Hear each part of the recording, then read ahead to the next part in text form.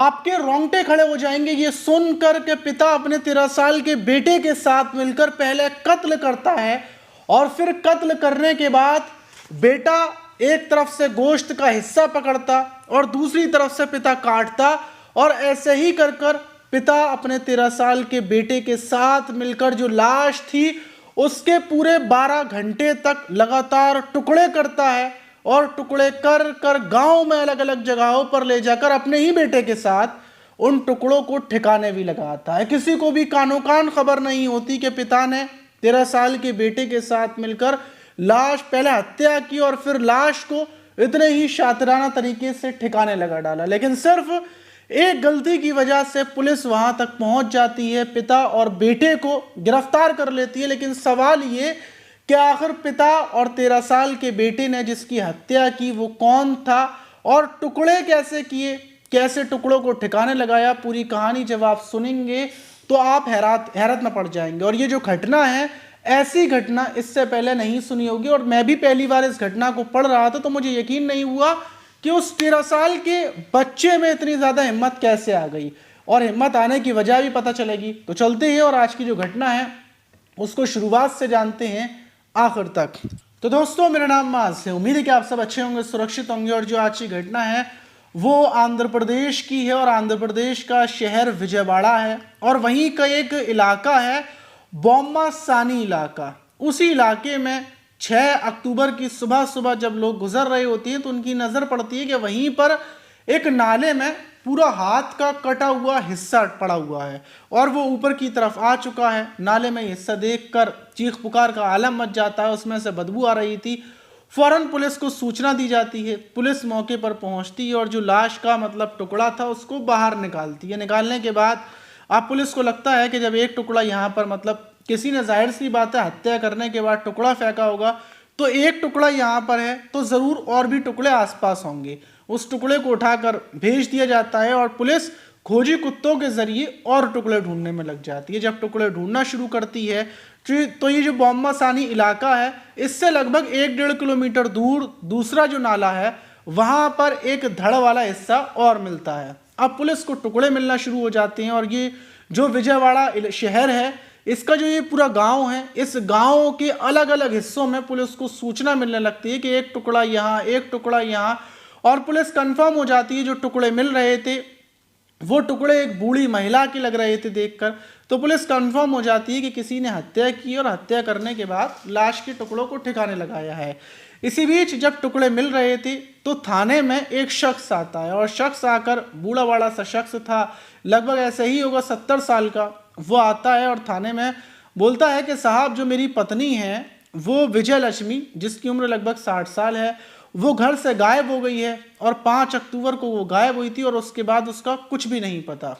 और मैं बराबर ढूंढता फिर रहा हूँ। पुलिस विजय लक्ष्मी की फ़ोटो देखती है। फ़ोटो देखने के बाद जो टुकड़े मिले थे उन टुकड़ों में एक जो पैर वाला हिस्सा मिला था उसमें पैर की उंगली में एक बिचिया थी, पैर की जो बिचिया होती है वो थी। उसके पुलिस ने फ़ोटो खींच लिए थे और जो शख्स था उसको पुलिस फ़ोटो दिखाती है कि ज़रा ये टुकड़ा देख, ये हिस्सा देखकर बताओ कि तुम्हारी पत्नी का है, क्या तुम पहचानती हो। और जैसे ही वो देखता है तो वो चीख चीख कर रोने लगता है और बोलता है कि साहब, ये तो मेरी पत्नी का पैर है, उसी का पैर है। और जब पुलिस ये बताती है कि तुम्हारी पत्नी के टुकड़े मिले हैं तो उसका वो होश में नहीं रहता, बेहोश हो जाता है। दूसरी तरफ पुलिस भी हैरान कि भला 60 साल की विजय लक्ष्मी की किसने हत्या कर दी, क्या मामला है। और जो ये विजय लक्ष्मी थी ये बोम्मा सानी जो इलाका है वहीं की रहने वाली थी और अपने पति के साथ रहती थी और पति खेतीबाड़ी का काम करता है। विजय लक्ष्मी बस आस पड़ोस में घूमना फिरना, टहलना, क्योंकि बेचारी बूढ़ी बाड़ी है, तो यही था और कुछ भी नहीं था।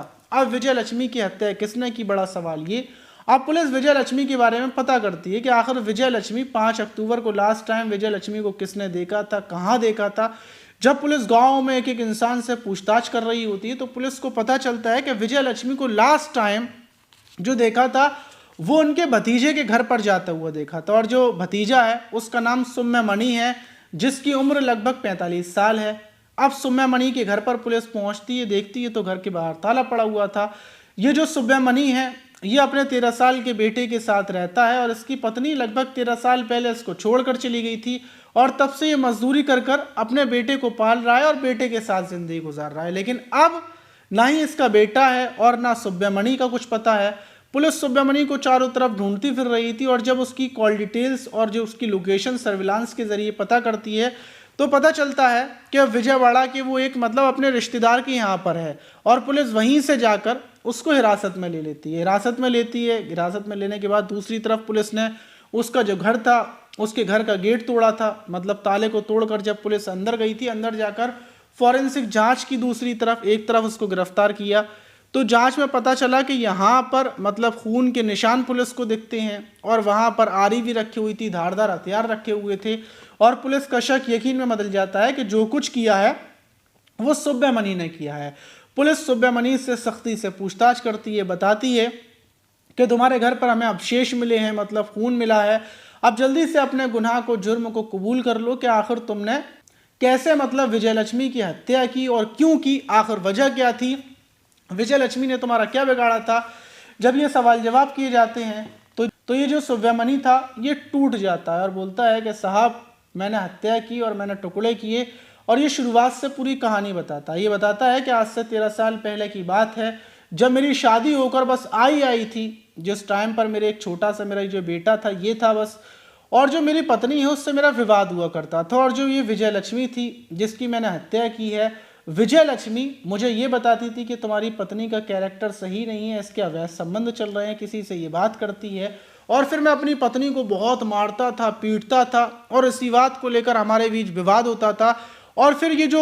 मतलब ये विजयलक्ष्मी थी ये मेरी पत्नी को भी समझाती थी कि तुम्हारा पति सही नहीं है, तुम्हारे पति के कहीं और अवैध संबंध है। मतलब कुल मिलाकर इसने ये कसम खा ली थी कि ये मेरा परिवार तुड़वा कर मानेगी। मैं समझ नहीं पाता, ना मेरी पत्नी समझ पाती, और हम लोगों के बीच इतनी दूरियां पैदा हो जाती हैं, इतने मतभेद पैदा हो जाते हैं कि हम आखिर में एक दूसरे से तलाक ले लेते हैं और एक दूसरे से अलग हो जाते हैं। मेरी पत्नी मुझे छोड़कर चली जाती है और फिर उसके बाद महीनों गुजर जाती हैं और फिर मुझे पता चलती है कि जो ये मेरा तलाक करवाने वाली थी ये मेरी चाची थी, क्योंकि मैं इसका भतीजा हूँ, और मेरी चाची ने ही मेरा घर तुड़वा दिया, बर्बाद करवा दिया। फिर मैं अपने बेटे को पालता रहता हूँ, मेरे पास कोई ऑप्शन नहीं था कि मैं दोबारा अपनी पत्नी से शादी कर सकता,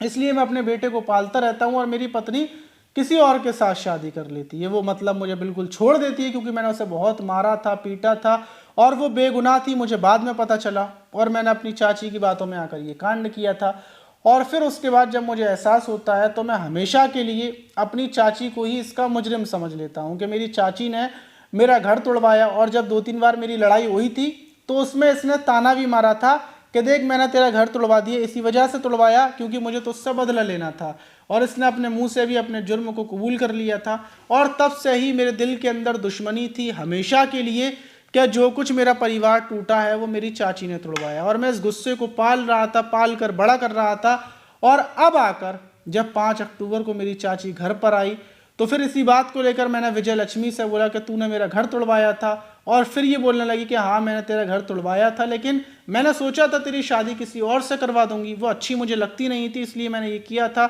और उसी टाइम पर मैं आग बबूला हो जाता हूँ और विजयलक्ष्मी की गला दबाकर हत्या कर देता हूँ। मेरा बेटा वहीं पर मौजूद था।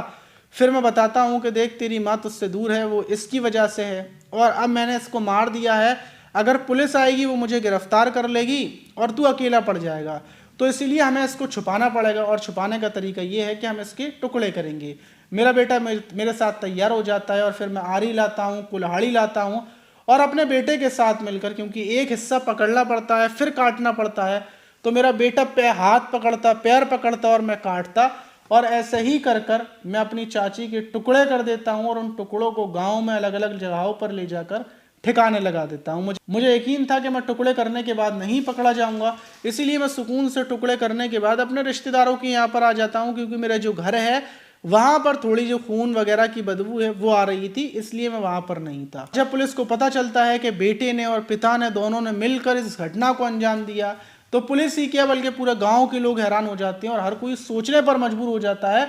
कि आज का वक्त इतना बदल गया है कि 13 साल के बाद उस शख्स ने अपनी पत्नी को छोड़ने का बदला इतने खौफनाक तरीके से लिया। और फिर उसके बाद पुलिस जो पिता है उसको उठाकर जेल भेज देती है, और जो बेटा है जिसने इस घटना में मतलब साथ दिया उसकी उम्र तो बेहद ज़्यादा कम है, फिलहाल में उसको पुलिस ने बाल सुधार भेज दिया है। और पुलिस आगे की कानूनी कार्रवाई कर रही है और जो हिस्से हैं उनको ढूंढ रही है। उनका पोस्टमार्टम करवाने के बाद अंतिम संस्कार किया जाएगा। आप इस घटना पर क्या बोलना चाहेंगे कमेंट बॉक्स में ज़रूर बताइएगा। मिलते हैं किसी और वीडियो में, जब तक के लिए अपना ख्याल रखें।